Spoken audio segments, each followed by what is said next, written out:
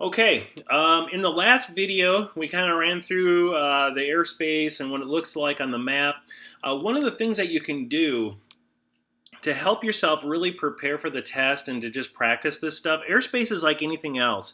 If you don't practice it, you're not going to really get all that good at it. And so you just have to do this. So again, going back to Sky Vector, and what you can do when you're practicing is go to skyvector.com, and it's almost like throwing a dart. And what I mean is you can click anywhere on the map. Like, let's say we wanted to do an inspection right here at Catawba. Could I do that? Can I fly there below 400 feet? The answer is yes. And because of that, we would have to be in Class G airspace. But how high does the Class G airspace go? So right there, it goes up to 1,200 feet. So again, Class E airspace is going to be starting at 1,200 feet here. We can do the same over here. Here's a power line. Can I do this inspection? The power line goes right through here to the powerhouse. Look at that. Can we do that?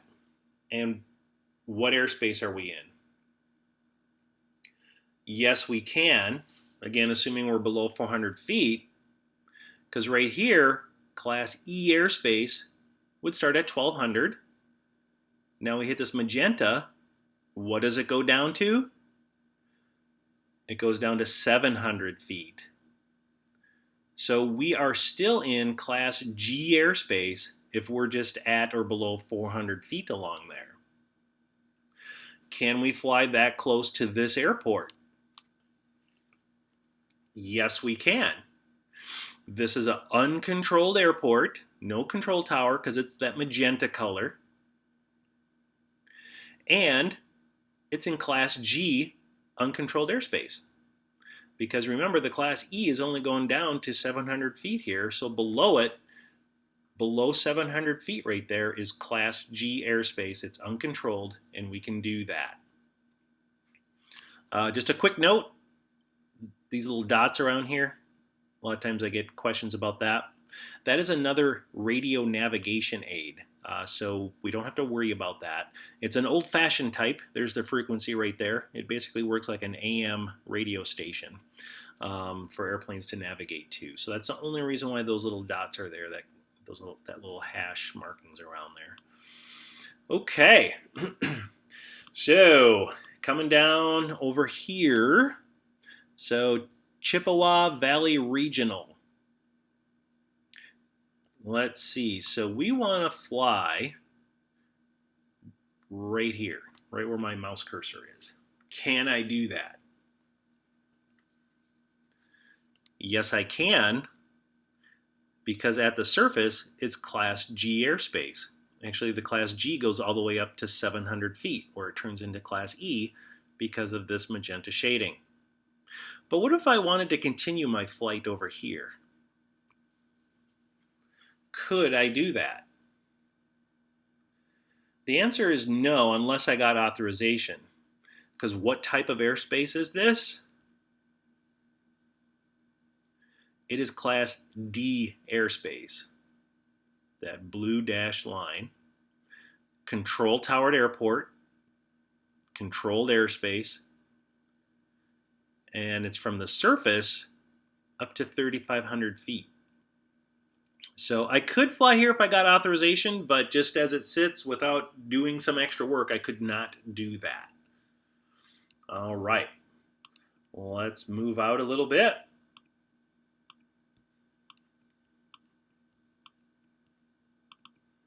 We'll zoom in around here.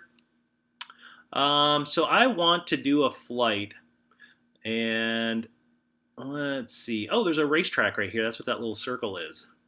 So that little oval is a racetrack. Perfect job.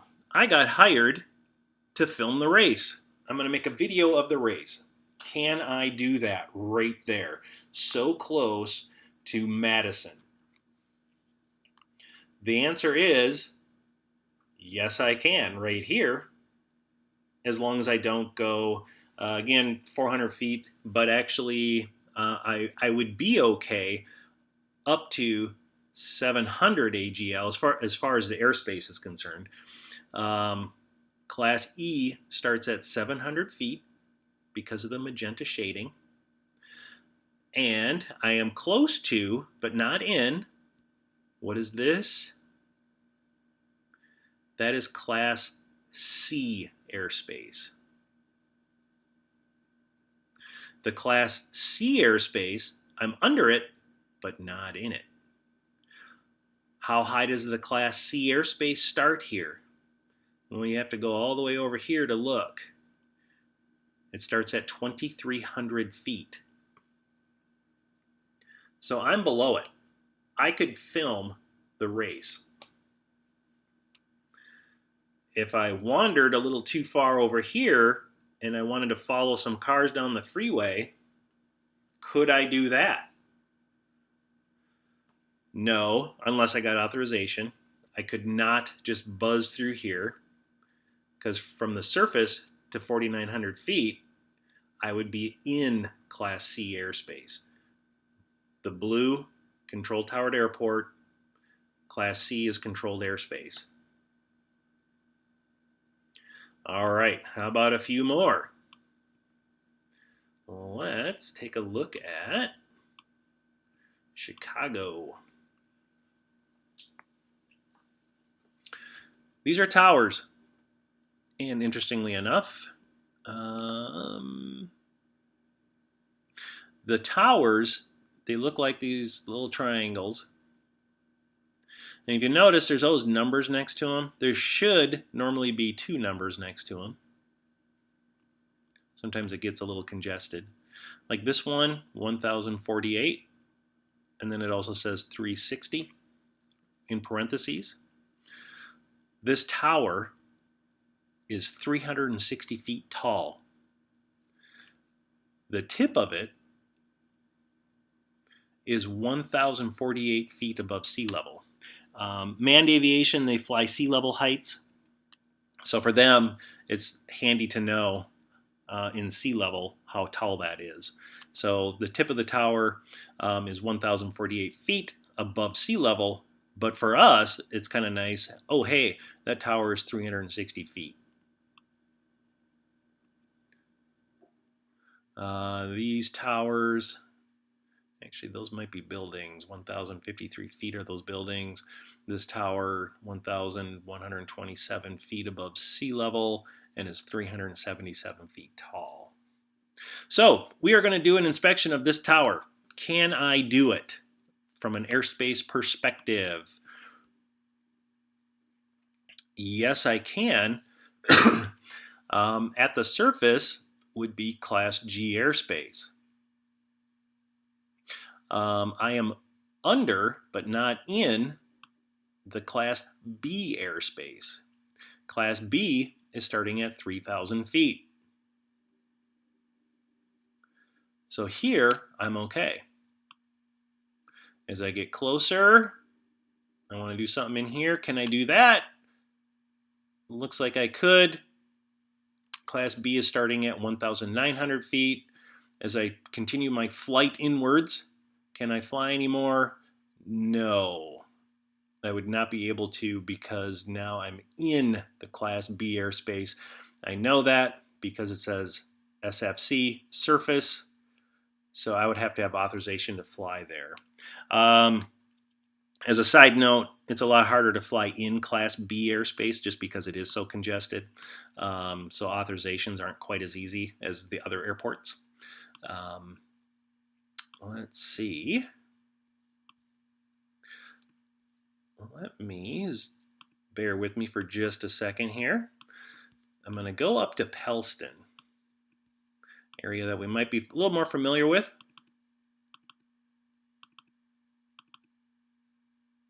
There's a golf course right here. I just got hired to make an advertisement for that golf course. Can I legally do that without authorization? What are your thoughts? No, I can't. I would have to get airspace authorization to do that. And here's why. Remember the dashed magenta line? What does that mean? It's Class E to the surface. It's that Class E surface area. So out here, Class E is at 1,200 feet and above. When we hit the magenta shading, it drops down to 700 feet. And as soon as we hit that little dashed line, it drops to the surface. So even though, well, let me ask you this, that airport, does it have a control tower? No, it does not. It is an uncontrolled airport. But it's in controlled airspace. And that's where we were talking before, where it can get a little confusing. So that one's kind of a tricky one where you might have something like that on your test. A few other little tidbits. When you're looking at this dash line, don't be confused with that dash line with this one. These are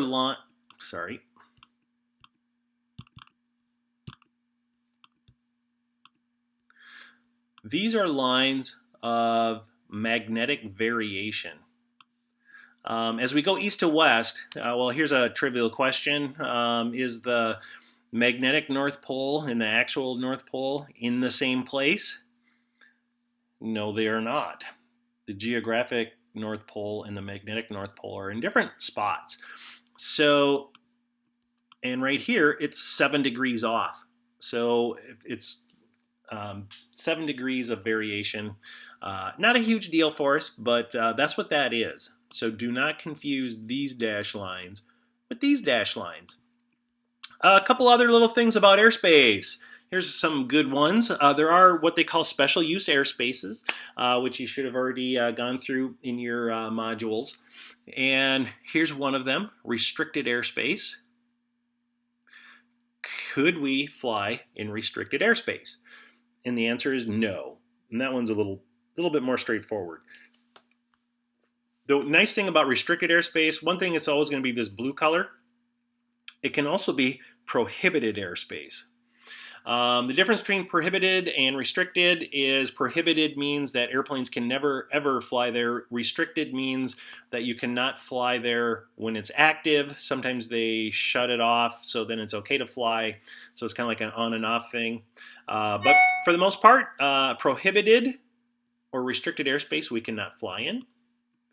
Here's another good question. This right here,